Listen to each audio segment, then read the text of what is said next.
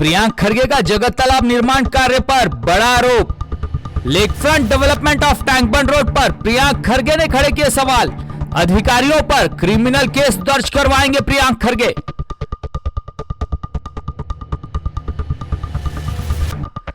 दरअसल ये मामला क्या है, ये तस्वीरें हम अपने दर्शकों को बता दें। जगत तालाब के पास एक विकास कार्य चल रहा है। स्टैचूज यहां लगाए जाएंगे। तालाब पर शहरियों के लिए और टूरिज्म के लिए एक विकास कार्य यहां चल रहा है। जगत तालाब के विकास के लिए यह निर्माण कार्य किया जा रहा है, जिस पर प्रियांक खरगे सवाल खड़े किए हैं। प्रियांक खरगे ने प्रेस कॉन्फ्रेंस कर कहा, सभी वायलेशन ऑफ नॉर्म्स है। कर्नाटका लेक डेवलपमेंट अथॉरिटी ने एक पत्र में कहा है, तालाब के बफर जोन में किसी भी तरह का निर्माण कार्य ना किया जाए। बफर जोन तो छोड़ दीजिए, निर्माण कार्य तालाब के अंदर तक पहुंचा है। जिलाधिकारी की अनुमति कहां है? प्रियांक खरगे इस निर्माण कार्य पर सवाल खड़े किए हैं। कहा कि यह क्लियर वायलेशन है। सभी अधिकारियों पर क्रिमिनल केस दर्ज करवाएंगे प्रियांक खरगे। यह प्रेस कॉन्फ्रेंस में प्रियांक खरगे का बड़ा बयान। ಶರಣಬಸಪ್ಪ ಕೆರೆ ಒಂದು ಭಾಳ ದೊಡ್ಡ ಮಟ್ಟದ ಒಂದು ಪ್ರಾಜೆಕ್ಟ್ ನಡೀತಾ ಇದೆ. ಅದಕ್ಕೆ technically propose lake front development of tank bund road Sharanabasaveshwara lake ಅಂದ್ಬಿಟ್ಟು ಕೊಟ್ಟು ಅಲ್ಲಿ ಕೆಲವು ಕನ್ಸ್ಟ್ರಕ್ಷನನ್ನು ಮಾಡಿ ಅಲ್ಲಿ ಸಾಕಷ್ಟು ಮಹನೀಯರ ಸ್ಟ್ಯಾಚ್ಯೂಗಳನ್ನು ಮಾಡಬೇಕು ಅಂತ ಪ್ರಸ್ತಾವನೆಯನ್ನು ಸರ್ಕಾರದ ಮುಂದೆ ಇಟ್ಟಿದೆ. ಬಹುಶಃ ಅದ್ರ ಕಂಪ್ಲೀಟ್ ಮಾಸ್ಟರ್ ಪ್ಲ್ಯಾನ್ ಇನ್ನೂ ಆಗಿಲ್ಲ ಅಂತ ನಾನು ಭಾವಿಸ್ತಾ ಇದ್ದೀನಿ. ಯಾಕಂದರೆ ದಾಖಲೆಗಳನ್ನು ಪರಿಶೀಲನೆ ಮಾಡಿದಾಗ ನನಗೆ ಸಂಪೂರ್ಣವಾದಂಥ ಮಾಸ್ಟರ್ ಪ್ಲ್ಯಾನನ್ನು ನಾನು ಎಲ್ಲೂ ಕಂಡಿಲ್ಲ. ಆದರೆ ಸದ್ಯಕ್ಕೆ ಅದು 20 ಕೋಟಿ ವೆಚ್ಚದ ಒಂದು ಕಾರ್ಯಕ್ರಮವಾಗಿದ್ದು, ಅದಕ್ಕೆ GDIಯಿಂದ 10 ಕೋಟಿ ಮತ್ತು SFC ಕಾರ್ಪೊರೇಷನ್ SFC ಮುಖ್ಯಮಂತ್ರಿಗಳ ವಿವೇಚನಾ ಇದರಿಂದ ಒಂದು 10 ಕೋಟಿ ರೂಪಾಯಿಯನ್ನು ಖರ್ಚು ಮಾಡ್ತಾ ಇದ್ದಾರೆ. ಇದಕ್ಕೆ ಲೋಕಲಲ್ಲಿ ಅವಶ್ಯಕತೆ ಇರುವಂಥ ಎಲ್ಲ ಪರ್ಮಿಷನ್ಗಳನ್ನು ತಗೊಂಡಿದ್ದಾರೆ. ಇದು ಚರ್ಚೆಗೆ ಹೆಚ್ಚಾಗಿ ಬಂದಿಲ್ಲ. ಅಂದರೆ ಒಂದನೇದು ಕಾರ್ಪೊರೇಷನ್ ಬಾಡಿ ಇಲ್ಲ, ಎಲ್ಲನೂ ಕೂಡ ಸಿಂಗಲ್ ಸೋರ್ಸಿಂದ ಅಪ್ರೂವಲ್ ಆಗ್ತಾ ಇದೆ. ಅವರು ಹೇಳಿದ್ದೇ ನಡೆದಂಗೆ ನಮ್ಮ ಈ ನಗರದಲ್ಲಿ ಈ ಕಾರ್ಪೊರೇಷನ್ನಲ್ಲಿ ನಡೀತಾ ಇದೆ. ಇದು ಒಂದು ಕಡೆ ವೈಯಕ್ತಿಕವಾಗಿ ನಂದು ಕೂಡ ತಪ್ಪು ಅಂತ ನಾನು ಭಾವಿಸ್ತಾ ಇದ್ದೀನಿ. ಯಾಕಂದರೆ ಇದ್ರ ಬಗ್ಗೆ ಹೆಚ್ಚು ಗಮನ ಕೊಡಬೇಕಾಗಿತ್ತು ನಾನು. ಯಾಕಂದರೆ ನಾನು ಪ್ರವಾಸೋದ್ಯಮ ಸಚಿವನಿದ್ದಾಗ ನಾವು ಒಂದು ಕಂಪ್ಲೀಟ್ ರಿನೋವೇಷನ್ ಪ್ರೋಗ್ರಾಮನ್ನು ಹಾಕೋಬೇಕು ಅಂತ ನಾವು ಒಂದು ಪ್ಲ್ಯಾನ್ ಮಾಡಿಸಿದ್ವಿ. ಹೊರಗಡೆ ಹಿಂದಗಡೆ ರೋಡ್ನಲ್ಲಿ ಆ ಪಾರ್ಕನ್ನು ಡೆವಲಪ್ ಮಾಡೋಕ್ಕೆ ಎಕ್ಸಿಸ್ಟಿಂಗ್ ಇನ್ಫ್ರಾಸ್ಟ್ರಕ್ಚರು ಮತ್ತು ಈ ವಾಕ್ವೇ ಮತ್ತು ರನ್ವೇ, ಈ ವಾಕ್ವೇ ಏನಿದೆ ಮತ್ತು ಆ ಪೆರಿಫರಿನಲ್ಲಿ ರೋಡ್ ಏನಿದೆ ಅಗಲೀಕರಣಕ್ಕೆ, ಮತ್ತು ಅಲ್ಲಿ ಒಂದು ಪಕ್ಷಿಧಾಮ ಇದೆ ಐಲ್ಯಾಂಡ್ ಥರ, ಅಲ್ಲಿಗೆ ಒಂದು ಉತ್ತರ ಕನ್ನಡದಲ್ಲಿ ಒಂದು ರೋಪ್ವೇ ಮಾಡಿಸಿದ್ದೆ. ಭಾಳ ಸುರಕ್ಷಿತವಾದಂಥ ಒಂದು ರೋಪ್ವೇ ಅಲ್ಲಿಂದ ಅಲ್ಲಿ ಆ ಪಕ್ಷಿಧಾಮಕ್ಕೆ ಮತ್ತು ಪಕ್ಷಿಧಾಮದಿಂದ ಆ ಕಡೆಗೆ. ಸೊ ಒಂದು ಕಂಪ್ಲೀಟ್ ಒಂದು ರೋಪ್ವೇ ಮಾಡುವಂಥ ಯೋಜನೆ ಕೂಡ ನಾವು ಮಾಡಿಸಿದ್ವಿ. ಯಾಕಂದರೆ ನಮ್ಮ ಭಾಗದಲ್ಲಿ ಬಂದಾಗ ಜನರಿಗೆ ಸಾಕಷ್ಟು ಮಾಡಲಿಕ್ಕಿಲ್ಲ ಕೇಂದ್ರದಲ್ಲಿ ಅಂದ್ಬಿಟ್ಟು. ಆವಾಗ ನಾವು ಪರ್ಮಿಷನ್ ಕೇಳಬೇಕಾದ್ರೆ ಎನ್ವೈರ್ಮೆಂಟ್ ಕ್ಲಿಯರೆನ್ಸಸ್ಸು ನಮಗೆ ಒಂದೂ ಸಿಕ್ಕಿಲ್ಲ. ಅವಾಗೇನು ಹೇಳಿದ್ರು, ನೀವು ಏನೇ ಕಾರ್ಯಕ್ರಮವನ್ನು ಹಮ್ಮಿಕೋಬೇಕು, ಏನೇ ಯೋಜನೆಗಳನ್ನು ಮಾಡಬೇಕಾದ್ರೂ ಕೂಡ ಆ ಸ್ಟೋರೇಜ್ ಲಿಮಿಟ್ ಏನಿರುತ್ತೆ ಅದನ್ನು ನೀವು ಕಮ್ಮಿ ಮಾಡೋಂಗಿಲ್ಲ. ಮತ್ತು ನಿಮ್ಮ ಕಟ್ಟಡಗಳಿಂದ ಇನ್ಲೆಟ್ಟು ಔಟ್ಲೆಟ್ಟು ಫ್ಲೋ ಆಗಲಿಕ್ಕೆ ಯಾವುದೇ ಅಡಚಣೆ ಆಗಬಾರ್ದು. ಮತ್ತು ವಿಶೇಷವಾಗಿ ಅಲ್ಲಿ ಒಂದು ಪಕ್ಷಿಧಾಮ ಇದೆ, ಅದು ಪಕ್ಷಿಧಾಮ ಆಗಿರೋದೇ ಅಲ್ಲಿ ಯಾರೇ ಏನು ಅದು ಪ್ರವಾಸಿ ತಾಣ ಇರಲಾರ್ದ ಕಾರಣ, ಅಂದರೆ ಅಲ್ಲಿ ಯಾವುದೋ ಹ್ಯೂಮನ್ ಇಂಟರ್ವೆನ್ಷನ್ ಇರಲಾರ್ದ ಕಾರಣವೇ ಪಕ್ಷಿಗಳು ಬಂದು ಅಲ್ಲಿ ನೆಲೆ ಹುಡ್ತಾರೆ. ನೀವು ಅಲ್ಲಿ ಹೋಗಿ ಅದು ನೀವು ರೋಪ್ವೇ ಇರ್ಬೋದು, ಬೇರೆ ಚಟುವಟಿಕೆಗಳಿಗೆ ಅವಕಾಶ ಮಾಡಿಕೊಟ್ರೆ ಅದು ಹಾಗೆ ಉಳಿಯೋಕ್ಕೆ ಸಾಧ್ಯ ಆಗಲ್ಲ ಅಂದ್ಬಿಟ್ಟು ತಿರಸ್ಕಾರ ಮಾಡಿದ್ರು. ಇನಿಷಿಯಲಿ ನಾವು ಪ್ರಪೋಸಲ್ ಡಿಸ್ಕಷನ್ನಲ್ಲೇ ಇಲ್ಲ ಸರ್ ಇದಾಗಲ್ಲ ಅಂದ್ಬಿಟ್ಟು. ಆದರೂ ಕೂಡ ನಾವು ಆ ಡೆವಲಪ್ಮೆಂಟಿಗೆ ಬೇರೆ ಆ ಪಾರ್ಕ್ ಡೆವಲಪ್ಮೆಂಟಿಗೆ ಅದಕ್ಕೆಲ್ಲ ನಾವು ಅನುಮತಿಯನ್ನು ನಾವು ಪಡೆದಿದ್ವಿ. ಇದು ಯಾಕೆ ನನಗೆ ಸ್ವಲ್ಪ ಬೇಜಾರಾಗ್ತಾ ಇದೆ ಅಂದರೆ, ನಾನೇನು ಅಂದ್ಕೊಂಡಿದ್ದೆ, ಎನ್ವೈರ್ಮೆಂಟಲ್ ಕ್ಲಿಯರೆನ್ಸಸ್ ಕೊಡೋದು ಭಾಳ ಕಠಿಣವಾದಂಥ ಸಿಗೋದು ಭಾಳ ಕಠಿಣವಾದಂಥ ಕೆಲಸ. ಇವರು ಬಹುಶಃ ಇಷ್ಟೆಲ್ಲ ಮಾಡ್ತಾಯಿದ್ರೆ ಎಲ್ಲೋ ಒಂದು ರೀತಿ ಸರ್ಕಾರ ಇವ್ರದ್ದಿದೆ, ಕಾರ್ಪೊರೇಷನ್ ಇಲ್ಲ, ಎಲ್ಲೋ ಒಂದು ಕಡೆ ಎಲ್ಲನೂ ಪರ್ಮಿಷನ್ಸ್ ತೊಗೊಂಡಿದ್ದಾರೆ ಅಂತ ನಾನು ಭಾವಿಸ್ತಾ ಇದ್ದೆ. ಆದರೆ ಮೊನ್ನೆ ನಾನು ಅಲ್ಲಿ ಯಾವುದೋ ಒಂದು ಬೇರೆ ಕಾರ್ಯಕ್ರಮಕ್ಕೆ ಹೋದಾಗ ಅಂದವೇ ನಾನು ನೋಡಿದೆ ಭಾಳಷ್ಟು ಎನ್ಕ್ರೋಚ್ಮೆಂಟ್ ಆಗಿತ್ತು. ಆವಾಗ ಕೆಲವು ಅಧಿಕಾರಿಗಳಿಗೆ ಫೋನ್ ಮಾಡಿ ಕೇಳಿದೆ, ಏನಿದೆಯಪ್ಪ ತೊಗೊಂಡು ಬನ್ನಿ ಅಂತ ಕೇಳಿದಾಗ ಆವಾಗ ನಮ್ಗೆ ಗೊತ್ತಾಯಿತು, ಇದು ಕಂಪ್ಲೀಟಾಗಿ in violation of all norms, local as well as state ಆಗಿದೆ ಅಂತ. ನಾನು ಹೇಳ್ದಂಗೆ ಇವ್ರ ಹತ್ರ ವರ್ಕ್ ಅಪ್ರೂವಲ್ಲು DMA ಇಂದ ಇದೆ, directorate of municipal administration. Tender approval DMA ಇಂದ ಕರೆದಿದ್ದಾರೆ, ಲೋಕಲ್ ಅಪ್ರೂವಲ್ಲು ಕಾರ್ಪೊರೇಷನಿಂದ ಕೊಟ್ಟಿದ್ದಾರೆ. ನಾನು ಹೇಳ್ದಂಗೆ ಇಲ್ಲಿ ಕಾರ್ಪೊರೇಷನ್ ಇರಲಿಲ್ಲ, ಈಗಲೂ ಇದ್ದು ಕಾರ್ಪೊರೇಟರ್ಸ್ ಇದ್ದರೂ ಕೂಡ ಇರಲಾರ್ದಂಗೆ ಇದ್ದಾರೆ. ಇವರೇ ಚುನಾವಣೆ ಮಾಡಲಿಕ್ಕೆ ಧೈರ್ಯನೇ ತೋರಿಸ್ತಾ ಇಲ್ಲ. ಇಲ್ಲಿ ಬಹುಶಃ ಅವರಿಗೆ ಮೇಯರ್ ಆಗ್ಲ ಕಾರಣ ಅವರು ಕಾರ್ಪೊರೇಷನ್ ಯಾಕಪ್ಪ ಅಸ್ತಿತ್ವಕ್ಕೆ ಬರಬೇಕು ಅಂದ್ಬಿಟ್ಟು ಅದನ್ನೂ ಮಾಡ್ತಾರೆ. ಅಲ್ಲಿ ಯಾರು ಕಾರ್ಪೊರೇಷನ್ ಅಂದಿನ corporation commissioner one man army ಥರ ಇವ್ರಿಗೆ ಹಿಡ್ಕೊಂಡು ಕೆಲಸ ಮಾಡಿಸ್ಕೊಂಡಿದ್ದಾರೆ. ಇವರು ನಾನು ಹೇಳ್ದಂಗೆ ಇದ್ರದ್ದೆಲ್ಲ ಇವರು ಪರ್ಮಿಷನ್ ತೊಗೊಂಡಿದ್ದಾರೆ. ಆದರೆ ಇದು KLDA, Karnataka lake development authority, ಅಲ್ಲೇ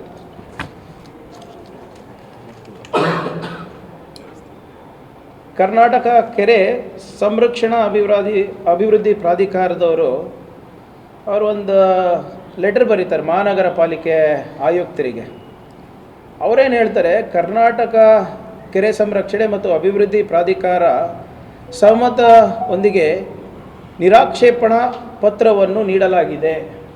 ನಿಮಗೆ ಒಂದು NOC ಕೊಟ್ಟಿದ್ದೀವಿ, ಆದರೆ ಕೆಲವು ಷರತ್ತುಗಳನ್ನು ನಾವು ಇಟ್ಟಿದ್ದೀವಿ.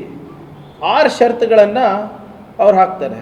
ಒಂದು ಸ್ಟ್ರಕ್ಚರಲ್ ಡಿಸೈನು ಮತ್ತು ಪೈಲ್ ಫೌಂಡೇಶನ್ ವಿನ್ಯಾಸಗಳ ಬಗ್ಗೆ ಅವರು ಹೇಳ್ತಾರೆ.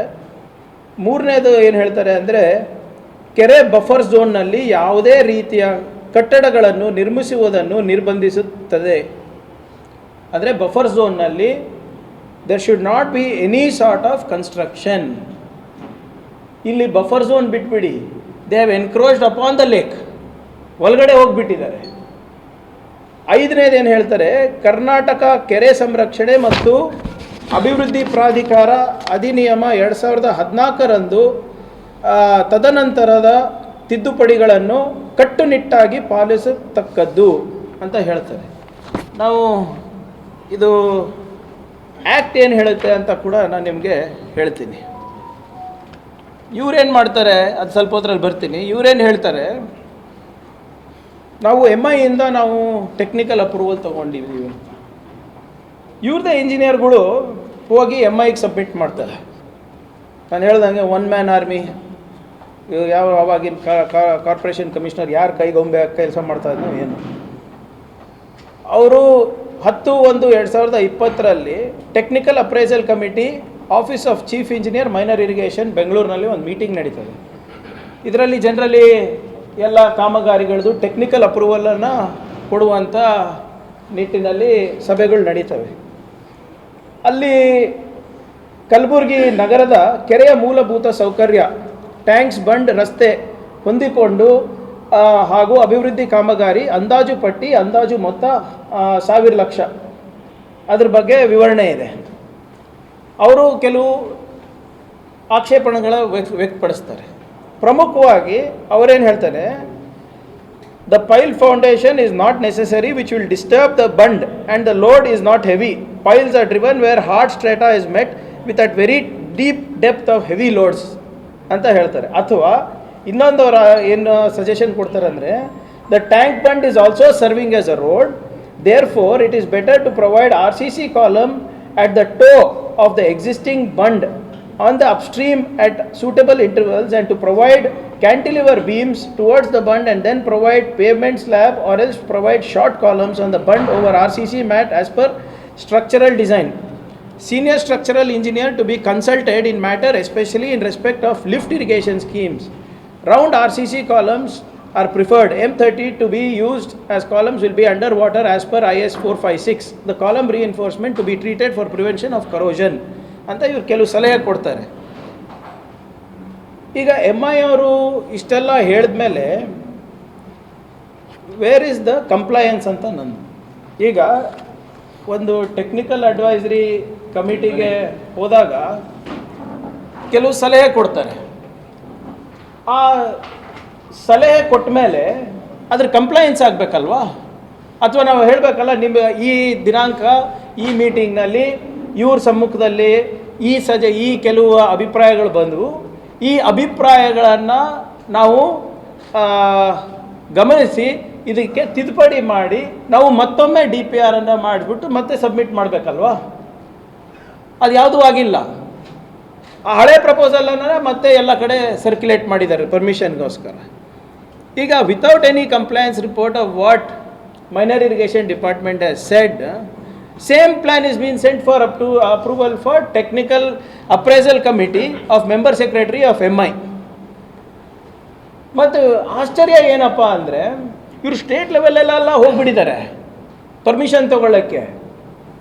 ಇಲ್ಲಿ ಲೇಕ್ ಡೆವಲಪ್ಮೆಂಟ್ ಅಥಾರಿಟಿ ಎಲ್ಲಿ DC ಚೇರ್ಮನ್ ಇರ್ತಾರೆ, ಅವ್ರ ಪರ್ಮಿಷನ್ನೇ ಇಲ್ಲ. ಅವ್ರ ಪರ್ಮಿಷನ್ ಎಲ್ಲಿದೆ? ಅವರು ಭಾಳ ಸ್ಪಷ್ಟವಾಗಿ ಕೇಳ್ತಾರೆ. DC ಅವರು ಕೂಡ ಅಲ್ಲಿ LDA ಪ್ರಕಾರ ನೀವು ಮಾಡಬೇಕಾಗಿದ್ದು, ಟೆಕ್ನಿಕಲ್ ಅಡ್ವೈಸರಿ ಕಮಿಟಿ MI ಅವ್ರ ಪ್ರಕಾರ ಮಾಡಬೇಕಾಗಿದ್ದು, ಮತ್ತು ಈ Karnataka tank conservation and development authority act 2014 ಪ್ರಕಾರ ಮಾಡಬೇಕಾಗಿರೋದು. ತಾವು ಎಲ್ಲಿದೆ ಅದು? ಎಲ್ಲಿ ಪರ್ಮಿಷನ್ ತೊಗೊಂಡಿದ್ದೀರಾ DCದು? ಹೇಗೆ ನೀವು ಇಷ್ಟೆಲ್ಲ ಕನ್ಸ್ಟ್ರಕ್ಷನ್ಸ್ ಮಾಡಿದ್ರಿ? 6 ಕೋಟಿ 10 ಕೋಟಿ ರೂಪಾಯಿ ಖರ್ಚಾಗ್ಬಿಟ್ಟಿದೆ. ಈಗ ಯಾರು ಹೊಣೆಗಾರರು ಇದಕ್ಕೆ? Karnataka tank conservation and development authority act ಏನು ಹೇಳುತ್ತೆ? ಚಾಪ್ಟರ್ 2 ಎಲ್ಲನೂ ಓದಕ್ಕೆ ಹೋಗಲ್ಲ, ಇದರಲ್ಲಿ ಚಾಪ್ಟರ್ 3ಗೆ ಹೋಗ್ತೀನಿ ನೇರವಾಗಿ. Protection of tanks, acts prohibited in tanks ಅಂತ. ಮೊದಲನೇದಾಗಿ ಏನು ಹೇಳ್ತಾರೆ ಅಂದರೆ, use the tank for any purpose other than storage or impounding of water or for purpose mentioned in clause 9 or 5. ನಾನು ಹೇಳ್ದಂಗೆ ಅದು ಸ್ಟೋರೇಜಿಗೆ ಅದಕ್ಕೆ ಯೂಸ್ ಮಾಡಬೇಕಾಗಿರ್ತದೆ. You cannot reduce the area of storage. ಅದು ಆಗಿದೆ. ಈಗ ಎರಡನೇದು ಏನು ಹೇಳ್ತಾರೆ ಅಂದರೆ, construct any structure on tank land, occupy any tank land are part of it there of or cause any obstruction at the natural or normal course of inflow or outflow of water into or from the tanks on the upstream or downstream without permission of the government. ಅಂದರೆ inflow ಆಗಿರ್ಬೋದು, outflow ಆಗಿರ್ಬೋದು, natural course of ಏನು water ಏನಿರುತ್ತೆ ಅದಕ್ಕೆ ಯಾವುದೇ ರೀತಿಯಾದಂಥ ತಡೆ ಆಗಲಾರ್ದಂತೆ ನೋಡ್ಕೋಬೇಕು. ಅದಕ್ಕೆ ನೀವು ಏನೇ ಮಾಡಿದ್ರೂ ಕೂಡ ಗೌರ್ಮೆಂಟ್ ಪರ್ಮಿಷನ್ ಬೇಕು. ಎಲ್ಲಿದೆ government permission? Environment clearance permission ಎಲ್ಲಿದೆ? ಲೇಕ್ ಡೆವಲಪ್ಮೆಂಟ್ ಅಥಾರಿಟಿ DC ಅವ್ರ ಪರ್ಮಿಷನ್ ಎಲ್ಲಿದೆ?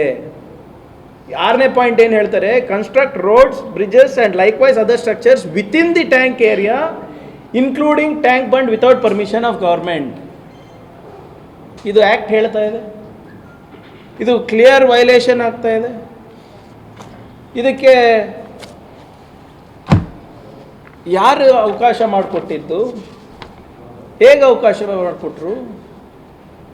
ಭಾಳ ಸ್ಪಷ್ಟವಾದಂಥ ನಂದು 2-3 ಪ್ರಶ್ನೆ ಇದೆ ಈ ಪ್ರಾಜೆಕ್ಟ್ ವಿಚಾರವಾಗಿ. ಎನ್ವೈರ್ಮೆಂಟ್ ಕ್ಲಿಯರೆನ್ಸಸ್ ಎಲ್ಲಿದೆ? ಮೈನರ್ ಇರಿಗೇಷನ್ಸ್ ಅವ್ರ ಕಂಪ್ಲಯನ್ಸಸ್ ಎಲ್ಲಿದೆ? DC ಅವರ ಪರ್ಮಿಷನ್ ಎಲ್ಲಿದೆ? ಇವು ಯಾರ್ದು ಇರಲಾರ್ದೆ ನೀವು 6-8 ಕೋಟಿ ಹೇಗೆ ಖರ್ಚು ಮಾಡಿದ್ರಿ? ಯಾರಿಗೆ ಕೇಳಿ ಖರ್ಚು ಮಾಡಿದ್ರಿ? ಯಾರು ಕಾಂಟ್ರಾಕ್ಟರ್ ನಿಗದಿ ಮಾಡಿದ್ದು? ಎಲ್ಲ ಕ್ಲೀನಾಗಿ ಟ್ರಾನ್ಸಾಕ್ಷನ್ ಆಗಿದೆ ಅಂತ ಹೆಂಗೆ ಗೊತ್ತಾಗುತ್ತೆ? ಫಸ್ಟ್ ಫೇಸ್, ಸೆಕೆಂಡ್ ಫೇಸ್ ಅಂತ ಮಾಡಿದಾರಲ್ಲ. How did the get permission? ಇದ್ರ ಬಗ್ಗೆ ನಮ್ಮ ಬೇಡಿಕೆ ಭಾಳ ಸ್ಪಷ್ಟವಾಗಿದೆ.